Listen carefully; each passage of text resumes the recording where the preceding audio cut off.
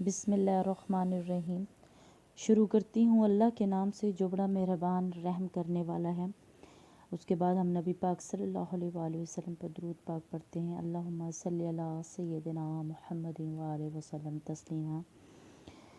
آج ہم اللہ تعالیٰ کی رحمت اور برکت سے انشاءاللہ تعالیٰ سورہ بقرہ کی آیت نمبر 34 اور 35 کا ترجمہ کریں گے اور اس کی تفسیر کو پڑھیں گے، سمجھیں گے اور اس پر انشاءاللہ تعالیٰ اللہ تعالیٰ ہمیں توفیق دے، ہم اس پر عمل کرنے کی پوری کوشش کریں گے۔ پہلے میں آیت کو پڑھتی ہوں، پھر اس کا ترجمہ پڑھتی ہوں۔ بسم اللہ الرحمن الرحیم۔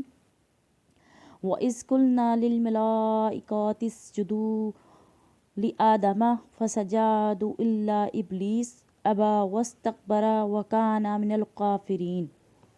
اس آیت مبارک میں اللہ تعالیٰ فرماتا ہے، جب ہم نے فرشتوں کو حکم دیا آدم کو سجدہ کرو تو ابلیس کے سوا سب نے سجدہ کیا اور اس نے انکار کیا اور تکبر کیا اور کافر ہو گیا۔ اس کی تفسیر پڑھتے ہیں۔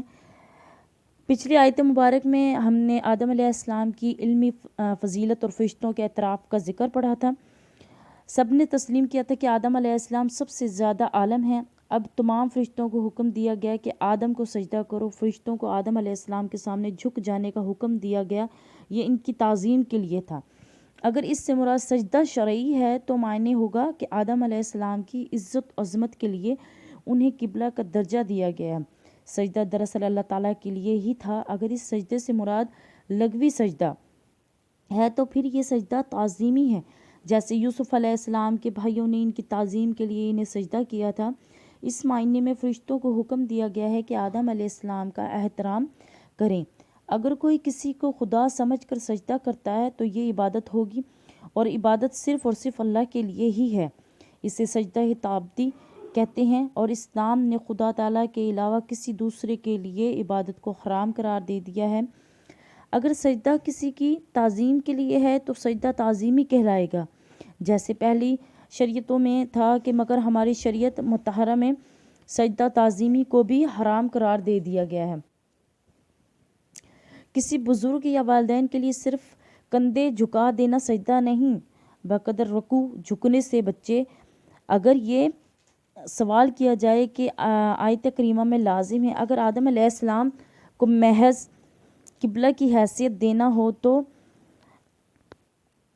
علی آدم ہوتا، تو جواب دیا جا سکتا ہے کہ آدم میں بھی تعظیمی پہلو ہیں۔ حضور صلی اللہ علیہ وسلم نے فرمایا، اپنے سردار کے لیے کھڑے ہو جاؤ۔ اگر یہ قیام تعظیمی ہو سکتا ہے تو وہ سجدہ تعظیمی کیوں نہیں مقصود ہو سکتا؟ یہ سجدہ تعبدی ہرگز نہیں ہے۔ تعبدی سجدہ وہی ہوتا ہے جو اللہ کو کیا جائے۔ صرف کہنے والوں کا محض خیال ہے۔ سجدہ تو پیشانی اور ناک کو بغرض عبادت زمین پر رکھنے کا نام ہے۔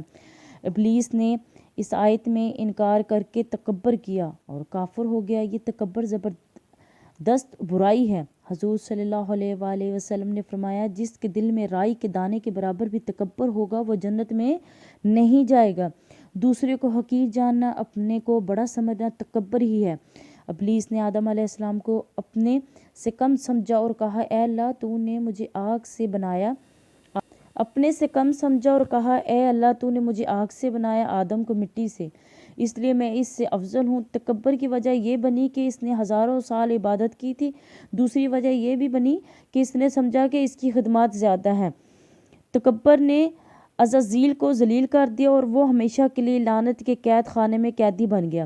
اچھا صاف ستھرا پاکیزہ لباس پہننا تکبر نہیں۔ ایک شخص نے حضور صلی اللہ علیہ وسلم سے عرض کی کہ حضور اکرم صلی اللہ علیہ وسلم، ایک شخص اچھا لباس، اچھا جوتا پہننا پسند کرتا ہے تو فرمایا، اللہ جمیل و یحب الجمال، اللہ جمیل ہے اور جمال سے محبت کرتا ہے۔ اب ہم آیت نمبر 35 کو پڑھیں گے اور اس کا ترجمہ پڑھیں گے۔ وَقُلْنَا يَا آدَمُ اسْكُنْ أَنْتَ وَزَوْجُكَ الْجَنَّةَ وَكُولَا مِنْهَا رَغَدًا حَيْثُ شِئْتُمَا وَلَا تَقْرَبَا هَٰذِهِ الشَّجَرَةَ فَتَكُونَا مِنَ الظَّالِمِينَ۔ اور ہم نے فرمایا، آدم تو اور تیری بیوی جنت میں رہو اور اس جنت میں سے جہاں سے چاہو کھاؤ، اس درخت کے قریب نہ جانا ورنہ زیادتی کرنے والوں میں شمار ہو جاؤ گے۔ اب ہم اس کی تفسیر کو پڑھتے ہیں۔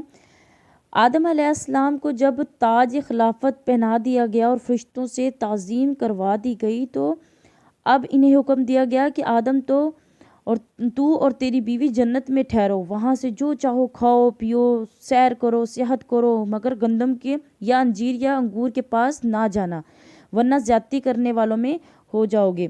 ان درختوں کا ذکر مختلف روایات میں ہے۔ قرآن مقدس نے کسی درخت کا نام ذکر نہیں فرمایا۔ آدم علیہ السلام کی تخلیق تو زمین کے لیے ہی ہوئی ہے، جیسے ارشاد ہے زمین میں خلیفہ بنانے والا ہوں، مگر کچھ دن جنت میں ٹھہرا کر دنیا میں ہونے والے معاملات حالات سے نبھاؤ، امر و نواہی سے آگاہی وغیرہ ایسے بے شمار واقعات کی تربیت مطلوب ہے۔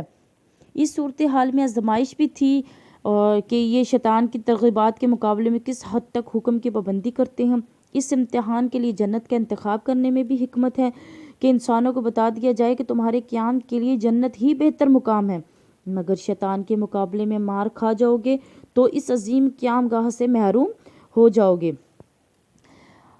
رہا یہ کہ آدم حوا علیہ السلام درخت کے قریب چلے گئے تو ظالموں میں بے شمار ہو گئے۔ نہیں، ہرگز نہیں۔ گناہ یہ ہے کہ حکم خداوندی کی خلاف ورزی قصدن کی جائے۔